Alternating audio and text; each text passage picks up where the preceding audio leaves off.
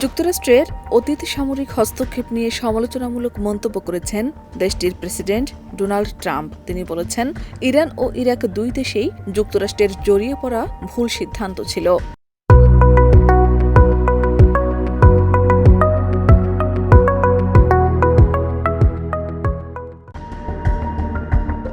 সম্প্রতি মার্কিন সংবাদ মাধ্যম ফক্স নিউজকে দেওয়া এক সাক্ষাৎকারে ট্রাম্প বলেন, ইরাক যুদ্ধের ফলে অত্যন্ত খারাপ পরিস্থিতি তৈরি হয়েছিল এবং সেখানে যুক্তরাষ্ট্রের যাওয়া শুরুতেই উচিত হয়নি।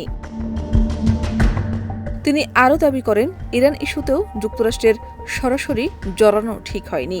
তবে একই সঙ্গে তিনি বলেন, ইরানের পারমাণবিক সক্ষমতা নিয়ে উদ্বেগ রয়েছে।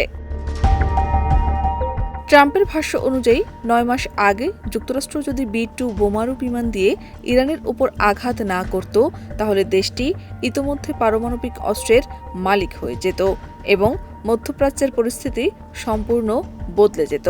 এমনকি ইসরায়েলের অস্তিত্ব নিয়েও প্রশ্ন তৈরি হতো বলে তিনি মন্তব্য করেন। তিনি আরও বলেন, যুক্তরাষ্ট্র ইচ্ছাকৃতভাবে ইরানের সামরিক বাহিনীকে বড় পরিসরে লক্ষ্যবস্তু করেনি, কারণ তাদের মতে ওই বাহিনীর একটি অংশ তুলনামূলকভাবে মধ্যপন্থী অবস্থানে রয়েছে। তবে ইরানের নেতৃত্বের বিভিন্ন স্তরকে দুর্বল করার পদক্ষেপ নেওয়া হয়েছে বলে তিনি দাবি করেন। সাক্ষাৎকারে ট্রাম্প অতীত যুদ্ধগুলোর সমালোচনা করে বলেন, সবকিছু ধ্বংস করে দেওয়ার নীতি শেষ পর্যন্ত একটি দেশকে দীর্ঘমেয়াদে অস্থিতিশীল করে তোলে, যা কাটিয়ে উঠতে কয়েক দশক লেগে যায়।